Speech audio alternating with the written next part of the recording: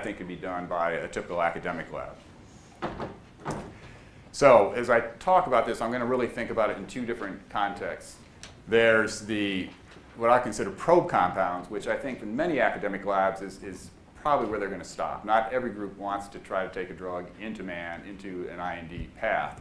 But they are trying to identify compounds that will show efficacy as proof of concept in various animal models of the disease. And this is particularly true for neurodegenerative disease, or we're talking about Alzheimer's, Parkinson's, et cetera, where there are not any existing drugs, unfortunately, on the market that have these features. And so if we talk about a probe compound, one where the intent is really just to garner good efficacy data in say, a transgenic model of neurodegenerative disease, there are still important steps that I think most groups should try to accomplish before going into these efficacy studies. And that is essentially determine whether the compounds that you hopefully will move into these transgenic models have adequate ADME properties. Okay? And so again, these features of solubility, clearance, half-life, et cetera. You need to demonstrate that the drug gets into the brain, and ideally you need to kind of have a sense of how much of that drug that's in the brain is free drug, because only free drug, that which is not bound not specifically to protein or lipids, that can actually act as a target. You can then, if you kind of hit those hurdles, think about testing the compound for tolerability. Okay, you think you got it into the brain, you think you have sufficient levels in the brain, what does this do to the animal when on repeated dosing? That's something I think, again, many labs can look at before doing the efficacy studies, because at least in the neurodegenerative models, if we're talking about Alzheimer's models, this APP transgenic animals, alpha-synuclein and Parkinson's, typically you're going to have to administer a compound for months to these animals, and so it's a fairly expensive study. So you're better off, I think, looking at some of these things up front. And just as an anecdotal, I review papers obviously on some of these types of things, and I had a paper come across my desk. Lab will go unnamed recently, where essentially they had what looked to be dramatic effects in an Alzheimer's model at a drug dose that looked suspiciously low, and in fact it was a compound that was supposed to work on its target at kind of the 10 to 50 nanomolar range. And if you look at the amount of drug that's being administered to the animals, and you figure just the 2 mils of blood that's in the typical mouse, the maximum theoretical drug level they could have attained was essentially around the 1 nanomolar mark. And so, immediately this indicated to me that they were probably looking at some off-target effect on the drug. And so again, there had been no kind of pharmacokinetic analysis of their compound to show that they were achieving the levels that they desired. So that's kind of proof of compound, probe compound requirements. Now, if you're a laboratory that's really got an interesting compound that's shown efficacy, et cetera, and you think you want to take it forward into man and going then into the investigational new drug path, there are additional tests that obviously have to be done. But even some of these can be done, at least on the non-GLP side of things, so non-good laboratory practice where you have all the kind of regulatory requirements of record keeping, et cetera. You can do some in vitro safety pharmacology testing to at least see if you've got a reasonable chance that this drug really can go forward into man. And so we'll touch on this a little bit as well. So initially, let's just look at this idea of what you might need to do to take a compound into efficacy testing a neurodegenerative disease. Now, one feature of compounds as they come out of HTS and considering going into iterative chemistry, et cetera, that has to be considered is compound solubility. We heard a lot today about C log P, et cetera. And if a compound is too greasy, you often have solubility issues. And again, this is important for the basic labs in the sense that if you're going to do in vitro testing, even if you want to look at its activity in an enzyme or receptor, you want to know whether the compound's actually soluble and at the concentrations that you're actually testing. And then if you're going into animals, of course, solubility is important as well. If you're IV dosing a drug, for example, and it crashes out in the blood, that's not going to be a good thing. And so just as a rule of thumb, and this is actually from a paper from Dr. Lipinski, you can shoot for somewhere around, let's say, 60 micrograms per mil solubility as kind of a benchmark you might want to hit. And from, for a compound of 500 molecular weight, this would be about 120 micromolar. And so how do you determine this? Well, there's really two ways of looking at solubility determinations. The best way, but one that is more time tedious, is you take the solid compound and you let it dissolve as a give it a lot of time to dissolve, and so it reaches equilibrium, and then you can actually get a sense of how much is in solution and how much isn't in solution. But for a more practical perspective, most labs, again, are dealing with DMSO solutions and the like, and you can do a kinetic analysis from DMSO stock solutions, where you essentially take the compound and dilute it out. You keep the DMSO concentration fixed at a low level, 1% for example, and do a dilution series and ask, is the compound staying in solution or is it crashing out? And this is a fairly simple assay to do. There's different ways you can do it, but the way that we do it, and it's depicted here, is essentially just doing a light scattering type of analysis. And so we're monitoring here 3 different wavelengths that are typically outside the regions where most compounds might have some absorbance properties of themselves.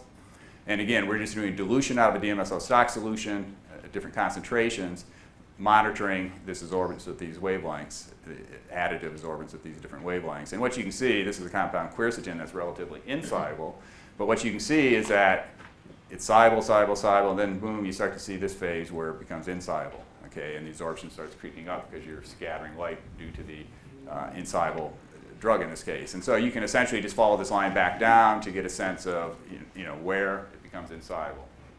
So this is a fairly simple assay that any lab could run at the spectrophotometer. Now, what about the ADME aspects of what I've been talking about?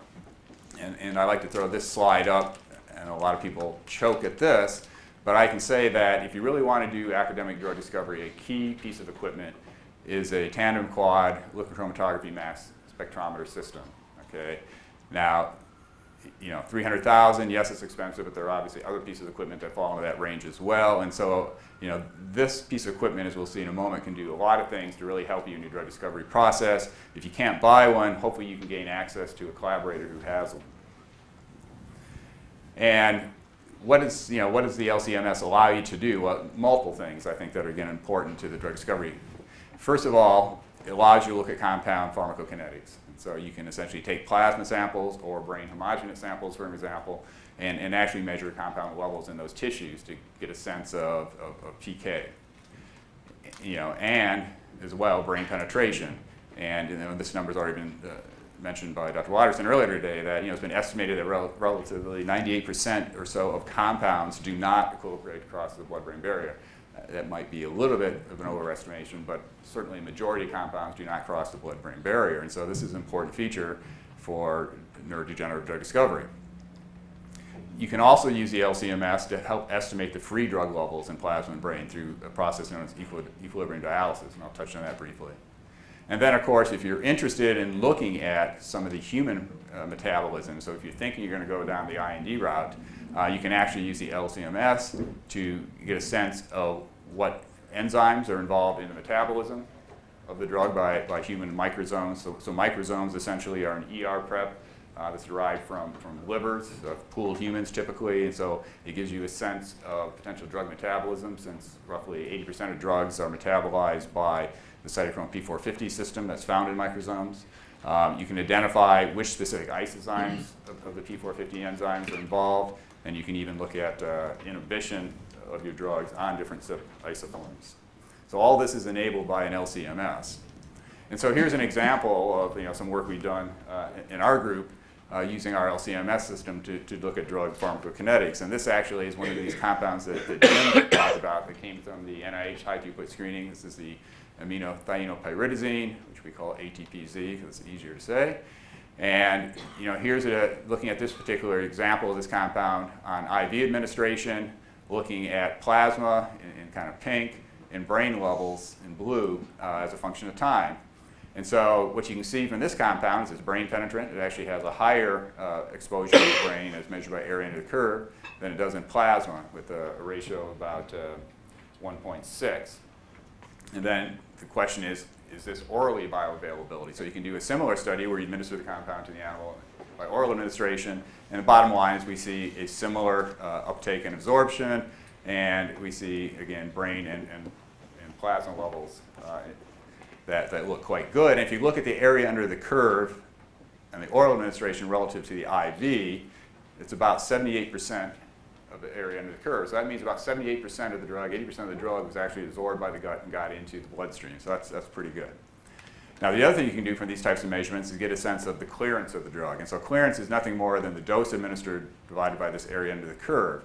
And so for this particular compound, it was 51 mils per minute per kilogram. Well, what does that mean? Well, what it really means is it gives you a sense of how rapidly the drug is cleared particularly if you compare it to the mouse hepatic blood flow. So again, if you assume that most drugs are metabolized through the liver enzyme systems and get to the liver through hepatic blood flow, you see that this 51 is about 57% of the normal mouse hepatic blood flow. Well, there's kind of rule of thumbs here. If you have something that's cleared at about less than 30% of hepatic blood flow, that means low clearance. That means it's pretty long-lived in the animal. Here, this falls in kind of the moderate clearance range, which means it's probably a reasonable candidate to go forward into efficacy testing. However, if it's very high clearance, it means the drug's not going to be around very long in the animal, and you may have trouble demonstrating efficacy down the road because it's turned over too quickly. Now, with regard to the blood-brain barrier penetration, again, a key aspect for compounds for neurodegenerative disease, obviously, you just saw an example where the brain levels were higher than the plasma, so that one got into the brain. And so if you see a BP of approximately 1 or even higher, you're probably in good shape. But don't dismiss compounds where the brain to plasma is actually less than 1, because that doesn't necessarily mean it's not brain penetrant. Because when you think about brain penetration and blood-brain barrier permeation, again, you have to think about the free drug, okay? Because that's the drug that can shuttle back and forth across the blood-brain barrier. And in many cases, most of the drug that's in the plasma or in the blood is non-specifically bound to plasma proteins, et cetera. It's not unusual, particularly for CNS drugs, that have greater than 90% of the drug bound up by proteins, so only 10% or less is free. And so you can actually have a total brain to plasma drug ratio that's less than 1, but that's a brain penetrant compound if you have a much higher fraction bound in the plasma than in the brain. Okay? And so it's really, I'll let you look at this equation, but if you have a big difference between the unbound fraction in the plasma and brain, it can give you a B to P ratio that could be misleading. And so, how do you determine the unbound fraction in the brain to see if your compound might be actually brain penetrant? Well, there's a fairly straightforward assay that's not definitive, but it gives you a pretty good first approximation of those fraction unbound values. And it's an equilibrium dialysis method that, again, any lab can do. You can buy these essentially chambers here where you have two sides, and it's like little dialysis tubes in each of these, essentially. And you would put in the one case, your plasma, so mouse plasma, and there's a buffer in the other chamber, and you add your drug, okay?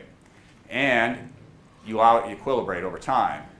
And some of that drug, the free drug, it's not bound up to plasma components, will of course equilibrate into this other chamber. And by knowing what you added here, and then measuring by LCMS again, what's in this buffer chamber, you can get a sense of the fraction of drug that's not bound, or fraction that's free, okay?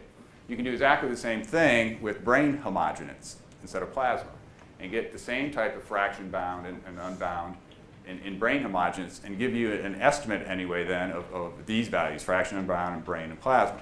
And so for that drug I showed you earlier, that ATPZ, the aminothiazine, where it had a 1.6 brain to plasma total exposure, if you take into account the unbound fractions that we determined by this method, the free brain to plasma is approximately 1, which is by definition where you should be if it's freely equilibrating across the blood-brain barrier. So this is just a way of truly nailing down that something's brain penetrant.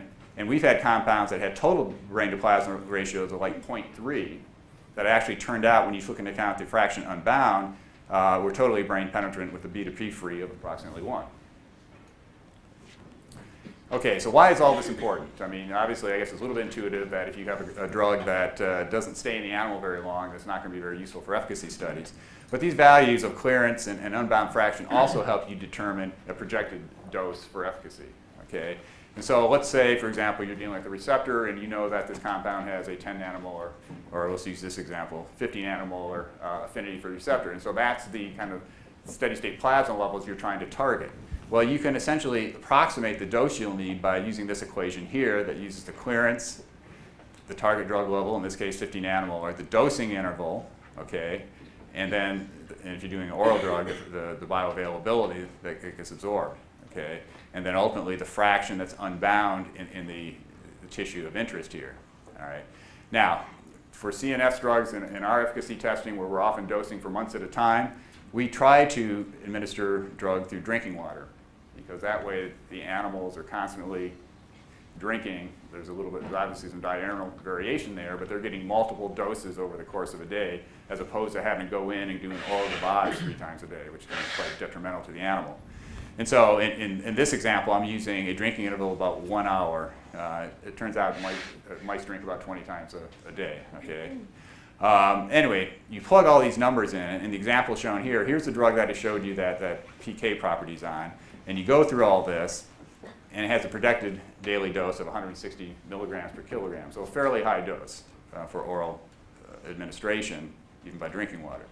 However, this shows you some of the features that you might be looking for and some of the things that are important.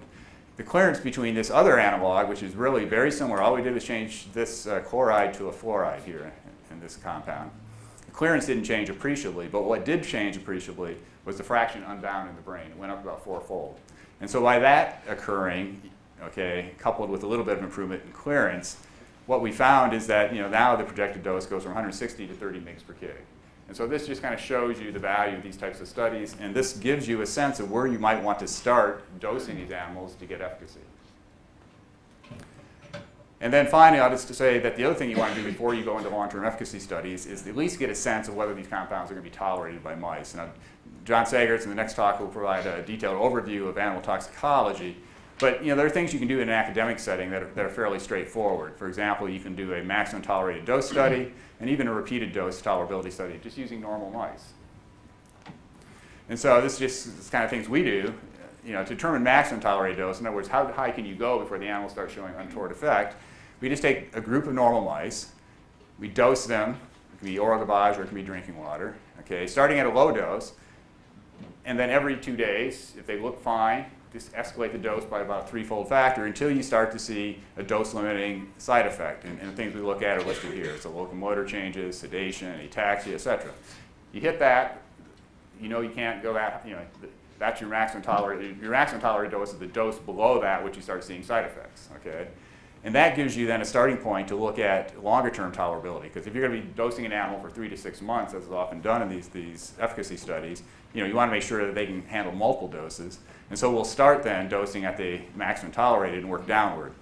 And again, we can do this for 2 weeks, 1 month. And again, you're looking at these various endpoints, not only behavioral assessments as here, but then looking at the end of the study, organ weights, blood counts, et cetera, to make sure you're not eliciting any toxic effects. If everything looks clean here, then you have something, I think, that you're ready for efficacy testing. All right, then just quickly, for those who think they have a drug after efficacy testing that really looks like something that might be a potential clinical candidate, there are things you can do in the lab, even in an academic lab, to further confirm the kind of viability of the compound as a potential drug candidate. And again, this gets into, the use of LC-MS and human lipid microsomes.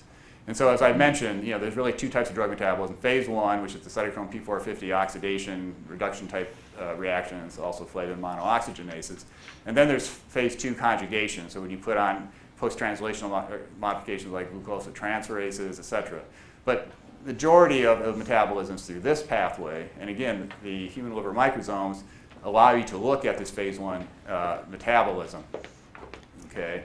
As I said, 80% of drugs are metabolized by CYP450s. Now, one thing you can do is ask, okay, what particular enzymes are involved in the metabolism of your drug candidate, and then what is the projected pharmacokinetic properties in humans just based on these human liver microsome studies. And so here's an example of that compound, again, we showed earlier, looking at human liver microsomes and looking at the rate of metabolism. So here's the disappearance of the parent compound as a function of time, okay? And from this, you can derive, using this equation, which I won't belabor, essentially something known as the intrinsic clearance. And again, that's interesting because you get a value, in this case 2.1, that when you look at human hepatic blood flow is about 11% of the hepatic blood flow in humans. So this is a fairly low clearance compound. This suggests that this compound would have a fairly good half-life and would remain in the body for an appreciable length of time in a human. And then the other thing you can ask is what enzymes involve metabolism of this. And so you can take known inhibitors of the various cytochrome P450, add those, and see do you inhibit this degradation by human liver microsomes. And in this case, we found that the cytochrome 3A4 was the major CYP that's involved in metabolism because you add an inhibitor of that enzyme, you inhibit the degradation of this particular drug. Okay? And so these are things you can do with the human liver microsome systems. And then finally, you can also look at the inhibition of cytochrome P450 enzymes. This is important because of something known as drug-drug interactions. If you have a compound that is a potent inhibitor of a cytochrome P450, particularly one of the major ones involved in drug metabolism, which there are 7 here. There's a lot of CYP450 isozymes, so there really are about 7 that do probably 90% of the drug metabolism. If you potently inhibit one of these, you have the risk, particularly in an elderly population like Alzheimer's, et cetera, of having drug-drug interaction. You would block the metabolism of some other drug that they are taking concurrently.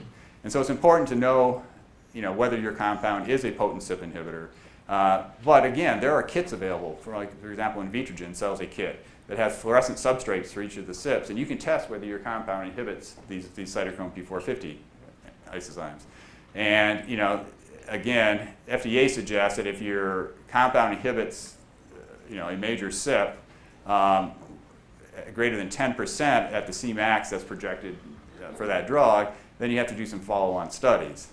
But for an academic lab, really you just want to get a sense of whether there might be a liability. And so for us, we just flag compounds if they show greater than 75% inhibition at 10 micromolar, recognizing they might have a CYP inhibition problem that could lead to drug-drug interaction. And then finally, there's another simple test you can do. You can look at compound interaction with the hERG channel. Okay, there's been at least 11 drugs that have been withdrawn after approval in the US because it turned out they interacted with this cardiac hERG channel, this potassium channel, and it results in a disruption of the QT intervals, such that you get long QT intervals, and ultimately you can get fatal arrhythmias. And so there are, again, commercial kits you can purchase that aren't that expensive, where you can look at your interaction with your compound at the hERG channel. For example, Invitrogen, again, I'm not touting Invitrogen, this is just one of the vendors, has a kit that's based on fluorescence polarization, where you can essentially, they have a tagged, fluorescently tagged ligand to the hERG channel. When it binds, it obviously restricts the polarization, the mobility such that polarization becomes stronger. But if you have a compound inhibits, the compound now can sit freely in solution, so you have decreased polarization. So it's a fairly straightforward assay, again, that an academic lab can run to make sure you don't have hERG liability. And this is something that FDA is very sensitive to, and so you need to have a big window to make sure that you're at least 100-fold difference between your plasma levels of drug and the concentrations which start affecting the hERG channel.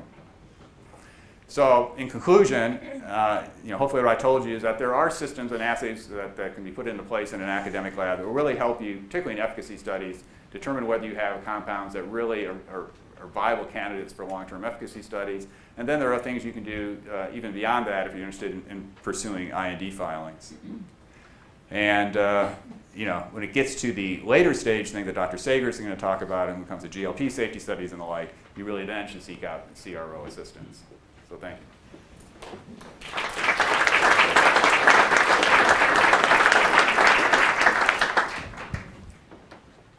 Barry? Great talk, Kurt. I'd like to speak on behalf of the animals. Okay. And as someone who used to lead an in vivo facility, that was a mantra that I would usually tell the people in the group. The pharmacodynamics is critical. And you're talking about evening out the pharmacokinetics by administering the compound in drinking water. So I just want to throw out a couple of other caveats here based on experience with a previous program I directed. You have to be careful when you're putting it in the drinking water, because sometimes the mice don't like the taste of the water and they will drink less, which has downstream physiologic consequences. When we found that with our lead compound, we had it constituted in their food, and we calculated how they ate their food. And mice like to eat at night. So they would eat, and we knew from the pharmacokinetics of the compound that we had to do our assay within an hour of the last dose administration. So we'd give them one more dose at 8 o'clock in the morning, because they'd stopped eating by then, before we would do our procedure.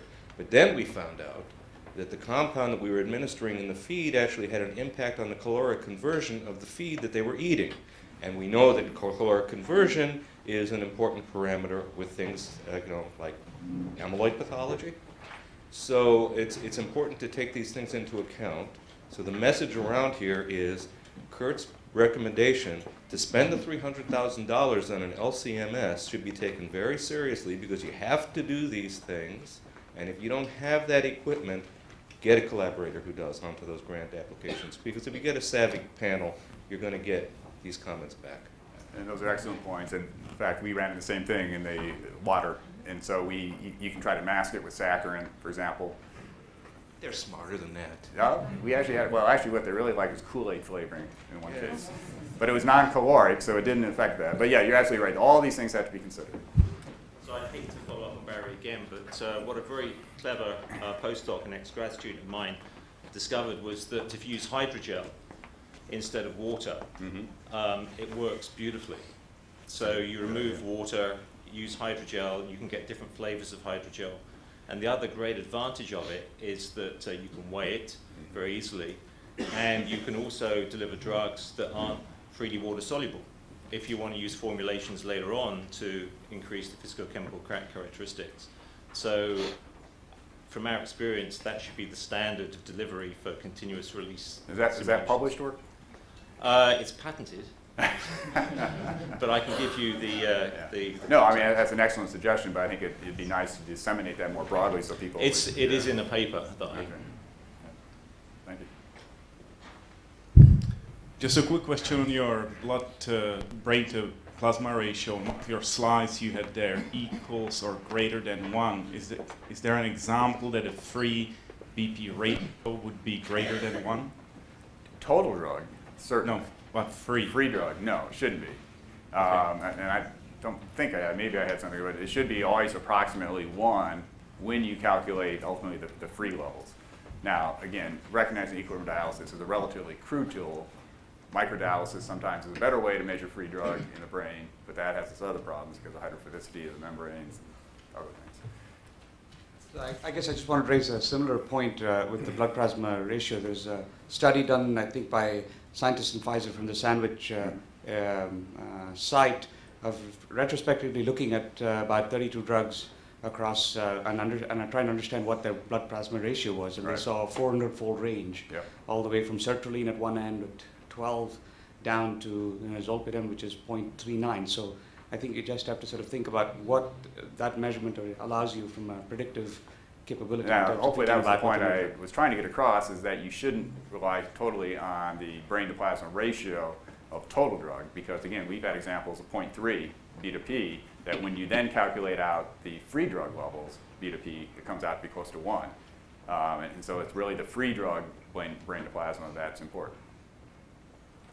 Great, thanks. Great talk. I wondered if you could give us a sense, in your experience in academia, of the cost of, the kind of package that you're talking about here, and also in your experience in academia, where you generally find this kind of money for these kinds of studies, which are not, I mean, I think NIH has some programs like that, and occasionally we fund something like this, but I think it's hard money to come by.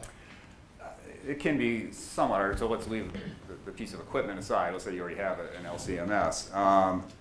If you're trying to, we're just talking about getting to efficacy studies and doing the things I mentioned there, it's not that expensive. I mean, the studies you're talking about, looking at PK in, it'd be 18 mice, okay, plus the cost of the drug.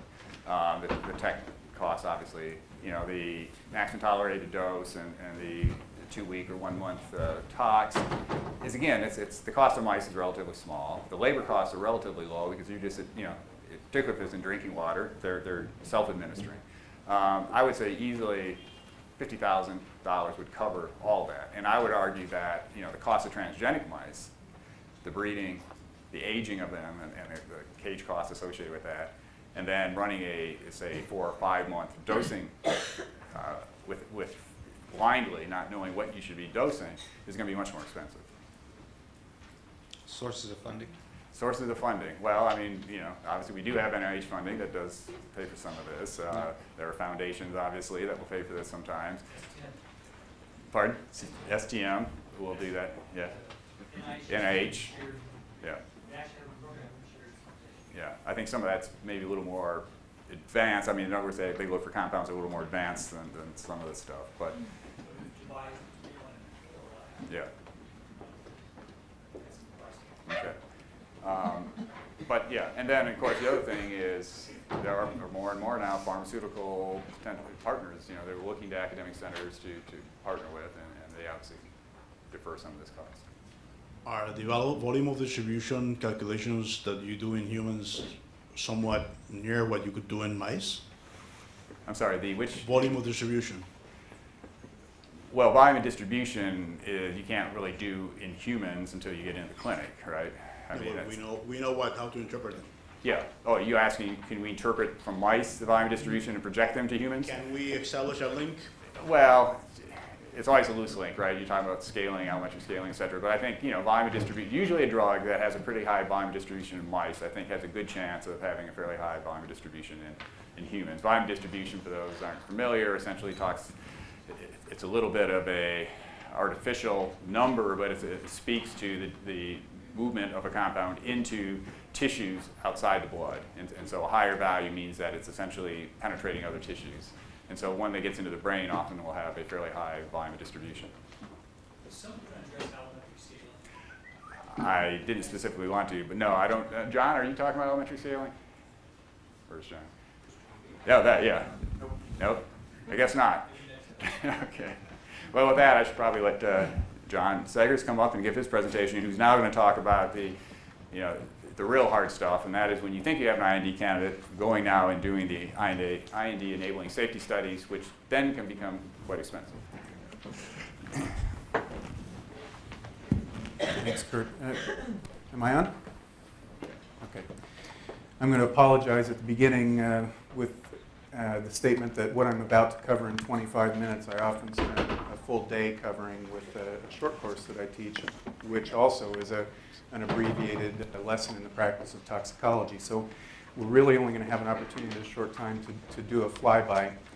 Fortunately, I think the last slide will capture the take-home messages that we need, and a lot of what I'm going to talk about is published in guidelines and certainly available from consultants and experienced professionals that can help.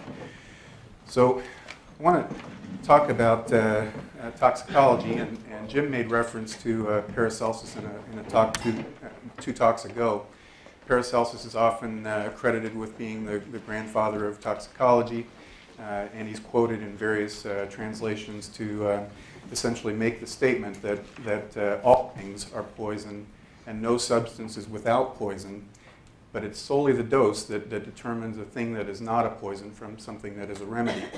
Now, I think as we've considered these very early comments in the 1500s, today's practice of toxicology would also bring into play things like exposure. It's not just dose. We have to think about bioavailability. We have to think about tissue penetration. We have to think about route and regimen. And a very easy way to examine the impact of route and regimen on toxicity is to consider water. So water has a very different toxicity profile when it's given orally as compared to its administration intravenously, and even more sinisterly when it's given intratracheally, which sometimes happens in the course of running toxicology studies. So we became concerned about toxicology, and certainly the government's concern about toxicology really began to evolve in the early 1900s with the congressionally funded generation of the poison squads. These were groups of 12 men who ate food containing very large doses of preservatives in food, such as borax, sulfuric acid, formaldehyde. And the attempt was really to understand whether these preservatives should be used or not, and if so, what preservatives and in what quantities. This poison control squad approach is a pretty crude attempt to start understanding toxicology, but it preceded the Pure Food and Drug Acts of 1906 and the 1938 Food, Drug, and Cosmetic Act. I don't know if anybody in the front rows has counted the number of people illustrated in these pictures or not, but you'll notice that in neither picture are there 12 people illustrated, and that's a little misleading. To my understanding, no one died in the conduct of participating as a poison squad member.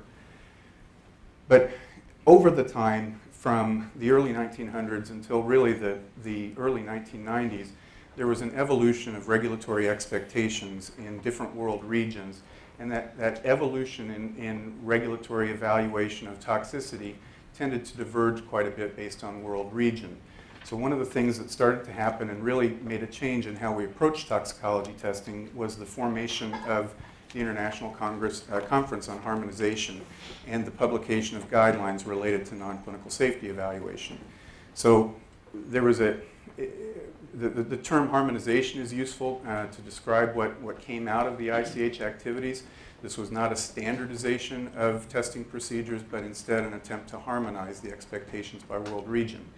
The general expectations for going into initial human clinical trials under the conduct of, in the US, an IND is the evaluation of genetic toxicity, which is described in ICH S2, an evaluation of safety pharmacology, which is described in ICH S7A and S7B, and then general toxicology assessment with exposure evaluation, so looking at toxicokinetics, and those are covered in ICH M3, second revision, and ICH S3, which describes toxicokinetics. So I'll go into each of those different categories of safety evaluation in a little bit more detail. So ICH S2 describes the expectations for evaluating the genetic toxicity of a molecule.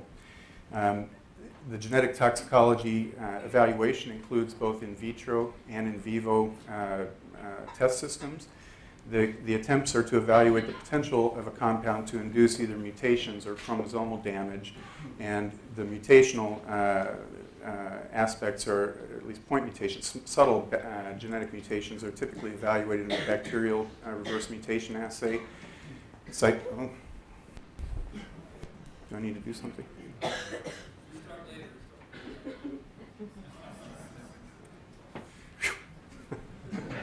Just before lunch, right? So bacterial mutations are studied as a component of ICHS2. Cytogenetics are evaluated in mammalian systems, and then mammalian gene mutations are also evaluated in mammalian cells. So for genetic toxicity, what you can remember is that there's a standard battery that's described